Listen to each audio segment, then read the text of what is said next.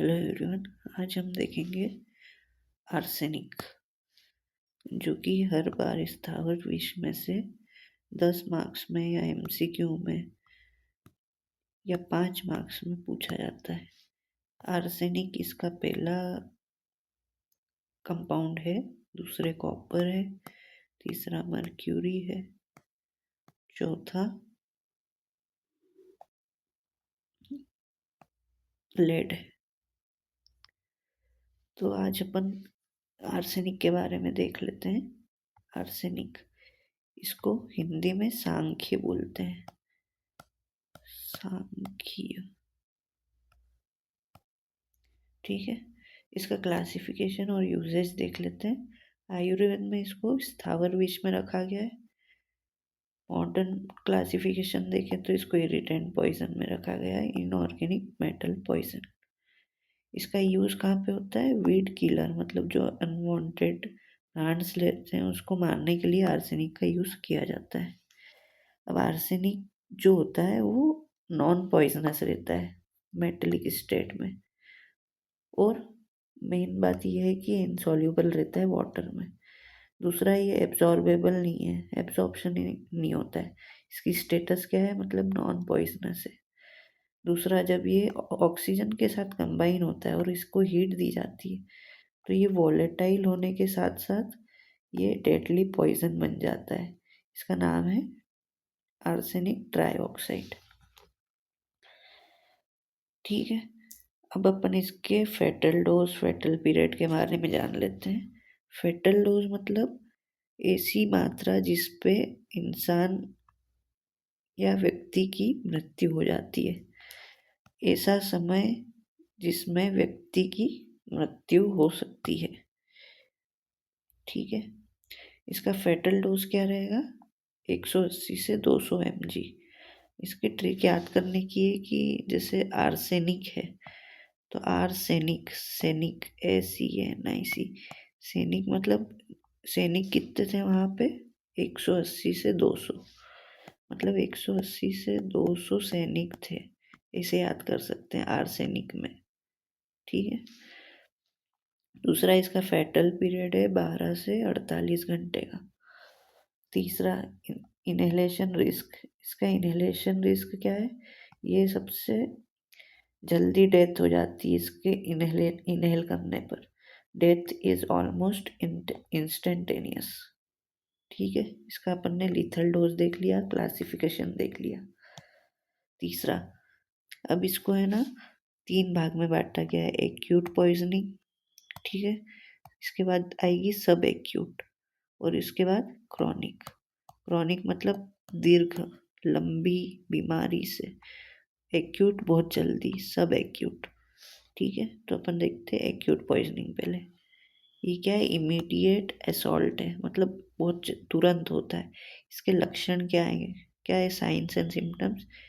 जो जो भी ये कंजप्शन करेगा आर्सेनिक का, उसको सीवियर प्रोजेक्टाइल वॉमिटिंग होगी। मतलब जो नॉर्मल वॉमिटिंग होती है और प्रोजेक्टाइल वॉमिटिंग, अपन ने पढ़ा है प्रोजेक्टाइल जैसे इंसान है तो प्रोजेक्टाइल वॉमिटिंग करेगा, मतलब बहुत दूर वॉमिट करेगा और फोर्सफुली करेगा, forceful ejection of stomach contents, ठीक है। दूसरा, इसे पेन होगा, टेनेस्मस होगा, intense abdominal cramps and urgent painful need to defecate, ठीक है। तीसरा, इसका साइन एंड सिम्टम है सीवियर इरिटेशन अराउंड एनस, मतलब एनस के अराउंड इरिटेशन होने लगेगी, इन्फ्लेट हो जाएगा और फिर बर्निंग सेंसेशन होने लग जाएंगे। और इसका जो हॉलमार्क साइन है, मतलब इम्पोर्टेंट एमसीक्यू में हमेशा पूछते हैं ये, कि राइज वाटर स्टूल, जो अपन ने देखा है कोलेरा में भी रहता है इसका साइन एंड सिम्टम, और ये आर्सेनिक में भी रहता है। राइज वाटर स्टूल, ये ऑर्डरलेस रहता है, वाटरी स्टूल है, विजुअली आइडेंटिकल टू कोलेरा, ठीक है, but distinguishable by associate pain and vomiting onset. मतलब इसका जो पेन और वॉमिटिंग का जो रहता है टाइम, वो जल्दी रहता है, किसके मतलब कोलेरा के डिफरेंस में। ठीक है, मतलब ये पेन और वॉमिटिंग इस जो आदमी कंज्यूम करेगा उसको जल्दी होगी, और राइस वाटर स्टूल कोलेरा में लेट होता है। ठीक है, दूसरा ये सब एक्यूट पॉइजनिंग। सब एक्यूट पॉइजनिंग में क्या है कि इसका ऑनसेट मतलब ये चालू होने का समय है 24 घंटे से 4 हफ्ते मतलब 1 महीने का। क्या, पोस्ट इंजेक्शन मतलब खाने के बाद।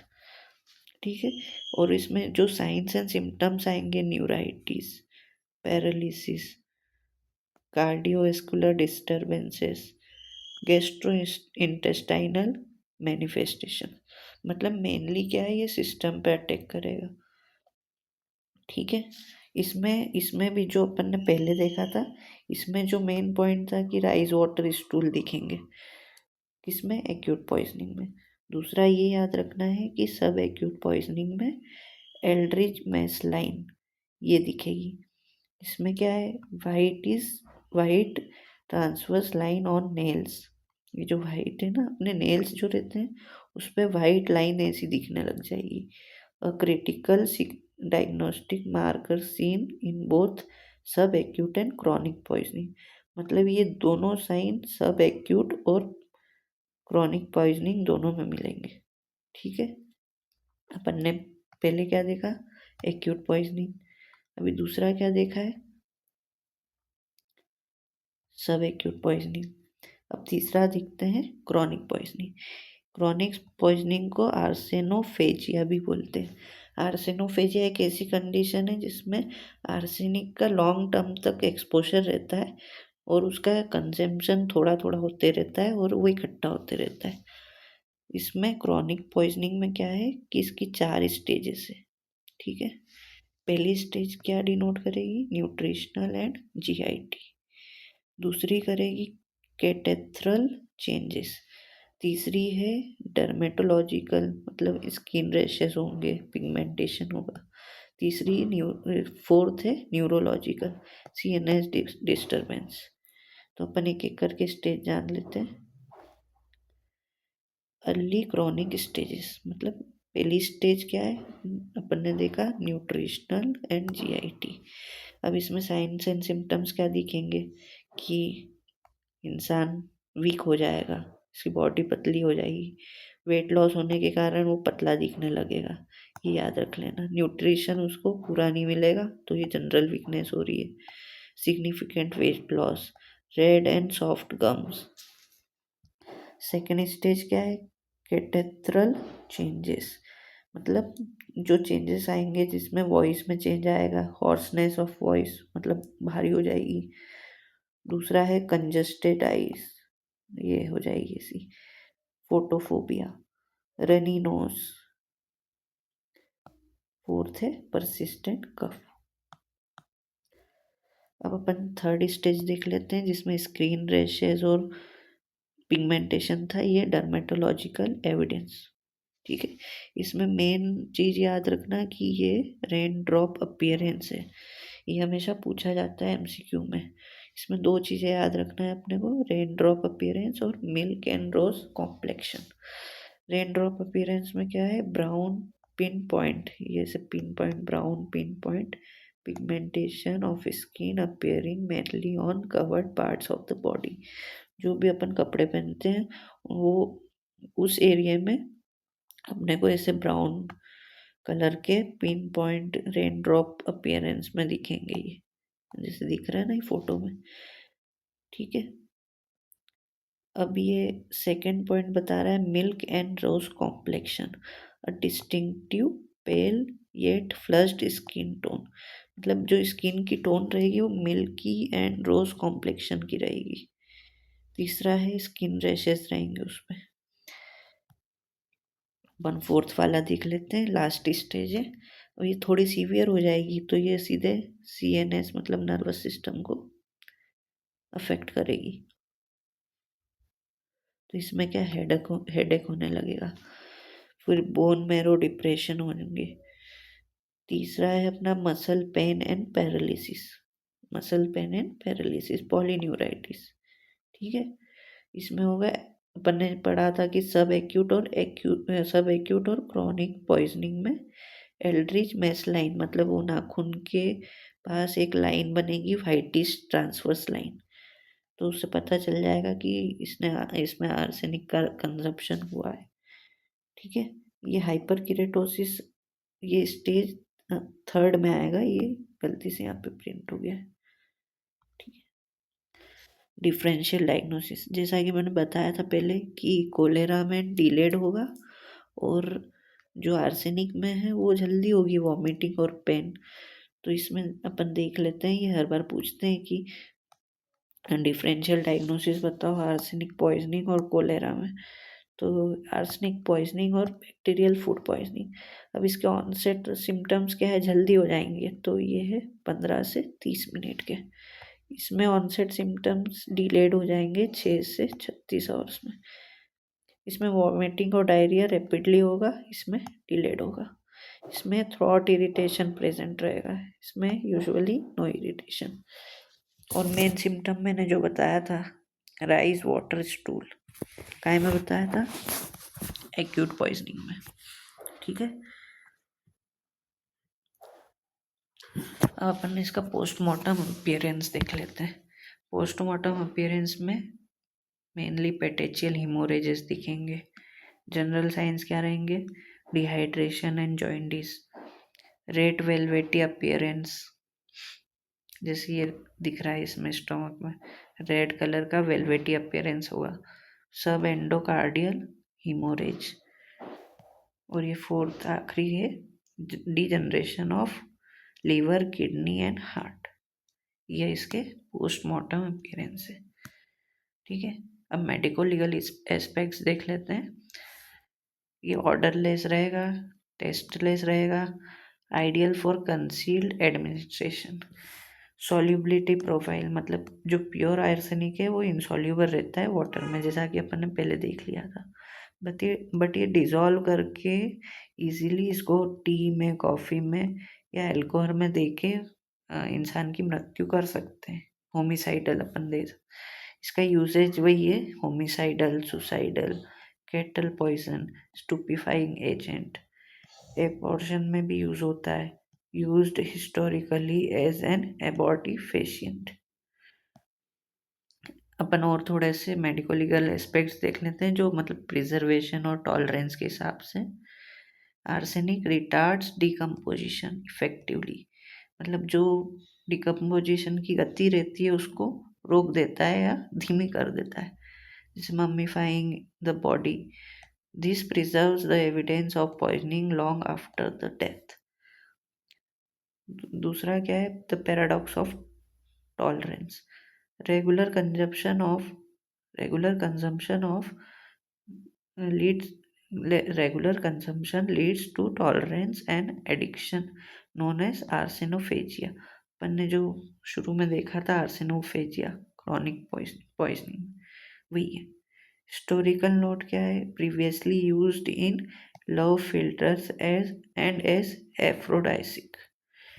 और मेनली ये कहाँ डिपॉजिट होता है, जो आर्सेनिक इंसान कंज्यूम कर रहा है, वो mainly liver, kidney, intestine, spleen, brain, lungs, bone, hair, nail, इनमें डिपॉजिट होता है, मतलब मेन ऑर्गन्स में डिपॉजिट होता है।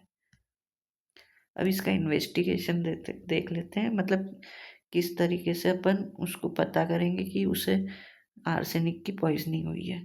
तो पहला है क्वालिटेटिव एनालिसिस में रेनिश टेस्ट। अब इसको ऐसे ही याद कर लेना, क्योंकि अपन डीप में तो पढ़ नहीं सकते इतना, एग्जाम के हिसाब से 3 टेस्ट याद कर लेना। Ram ji, RMG, Reinsch test, Marsh test, Gutzeit test, Gutzeit test, sorry Gutzeit test, है ना। अब इसका ट्रीटमेंट और एंटीडोट देख लेते हैं। ट्रीटमेंट क्या दे सकते हैं, इमेटिक्स, वॉमिट इंड्यूस करा के बाहर निकाल सकते हैं आर्सेनिक को। दूसरा गैस्ट्रिक लेवेज, स्टोमक वॉश कर सकते हैं with ferric oxide. IV fluids and purgatives.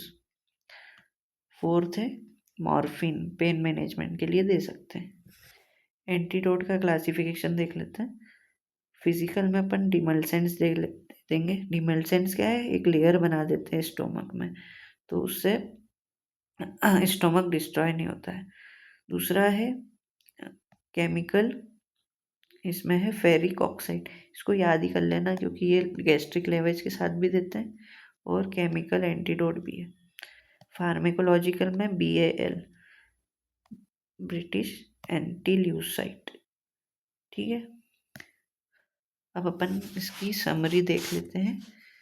सांख्य यानी आर्सेनिक।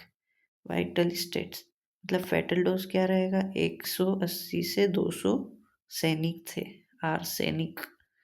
फेटल पीरियड क्या रहेगा, 12 से 48 घंटे। इसके जो मेन साइंस थे जो अपन ने देखे थे, एक्यूट में क्या देखा था, राइस वाटर स्टूल। क्रॉनिक में देखा था रेन ड्रॉप पिगमेंटेशन। और सब एक्यूट और क्रॉनिक में दोनों में क्या था, एल्ड्रिच मैस लाइन। ये मेनली पूछा जाता है MCQ में।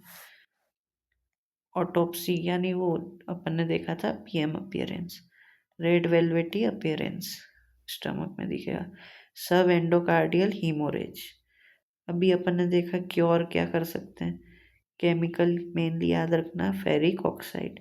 और फार्मेकोलॉजिकल में BAL, ब्रिटिश एंटील्यूसाइड। ठीक है, यदि आपको ये वीडियो अच्छी लगी